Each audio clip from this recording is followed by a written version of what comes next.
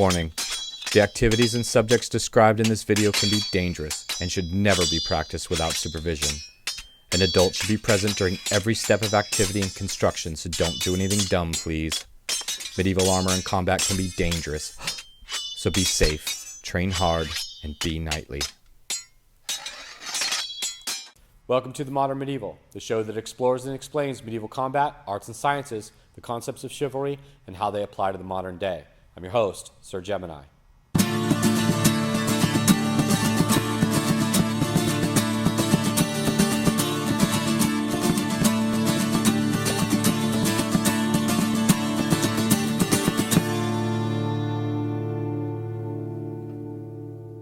So here we are in our second installment of the plastic video.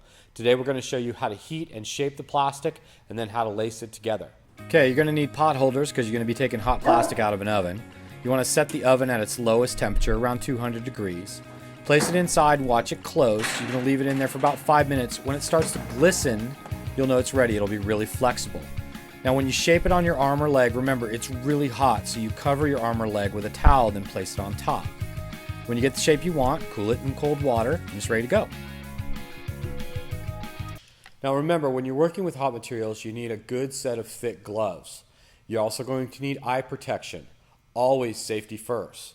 And one of the things you're going to utilize when heating this and shaping it is this, a clamp tool. What's going to happen is, when you shape the various pieces, you're going to need to clamp the ends together. You take the clamp tool, place it on there, set it and lock it. That way you have a handle so you're not handling hot surfaces constantly. Also, when you dip it in water, you can quench it. It'll solidify to its proper shape. Unclamp the tool. You're good to go for the next piece.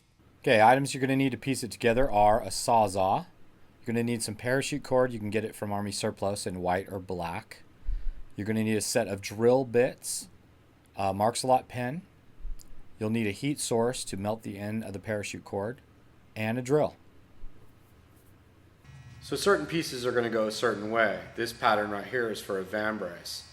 And after you've heated it, what you're going to do is you're going to take it and you're going to roll it like this. That way it's a complete cylinder this way. So your arm will fit inside.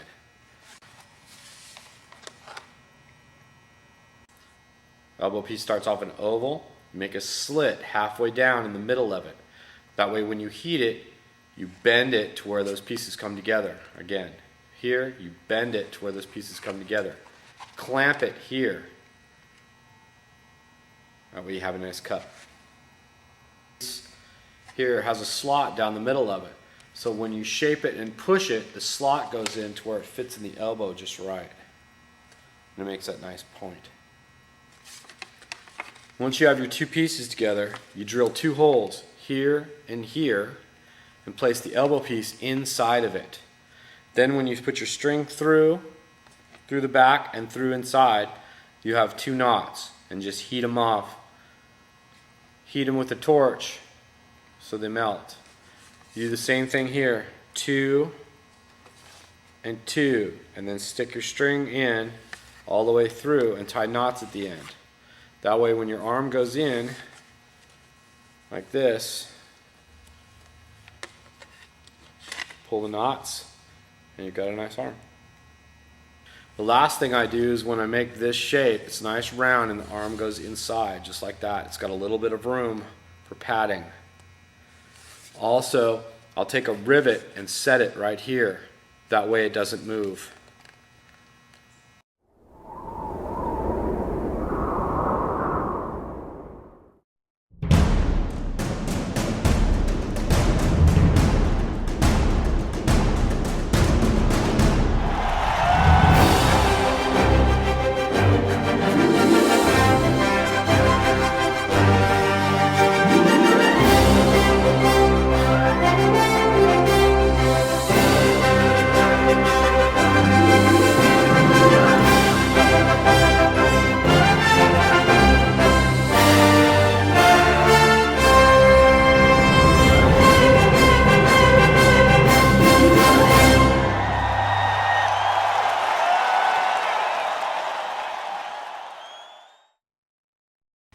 leg part of the harness is going to be in 3 pieces. You're going to have the cuisse, which goes over the thigh, the pauline, which goes over the knee, and the rat plate, which goes behind the thigh. You're going to start off with the cuisse, and after you take it out of the oven, you're going to double layer a towel and put it over your thigh. And then with oven mitts, because remember it's still very hot, you're just going to lay it over there for a few seconds to get the general shape of your leg.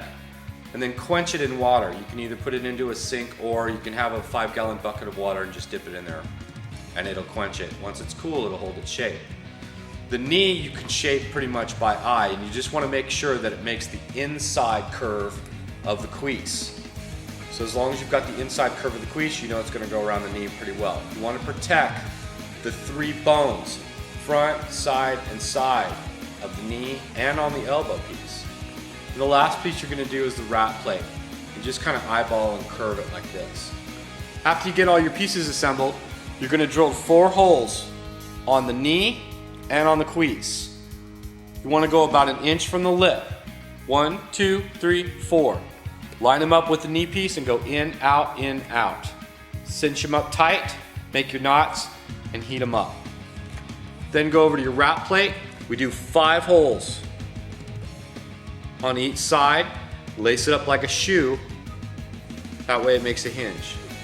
Last, you're going to have 2 holes here and here. And that way you can pull it tight and it closes around the leg. 2 more holes will go here on the bottom at the knee and here. And again, run your string through so you can tie it off. Here's one for a smaller fighter. As you can see, the pattern is just barely curved. So once you pull this out of the oven, you don't have to curve it very much.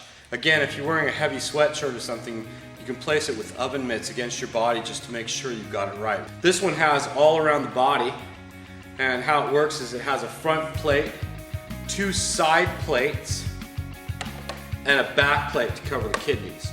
And they're all done again with parachute cord. And then we took 2 pieces of scrap leather, brought them across and crossed them. The head goes through here and it hangs nicely. If you'd like to know more, or you don't feel like going through the work of actually learning how to do this, I'm going to put some vendors that actually create armor pieces out of plastic that you can purchase directly from them. So with the second part of our plastic making video, we've showed you how to make a set of legs, set of arms, and a body piece. Then your imagination can kind of run wild. I made this great helm out of a batter's helmet, cut down, and then I used the barrel plastic to make the faceplate and the back and the top bands. It's great for kids and soft sword use. Also, we've made a set of gauntlets like this that are great for heavy contact, as long as you put padded gloves on the inside. Really, it's your own imagination that you can let run wild with it.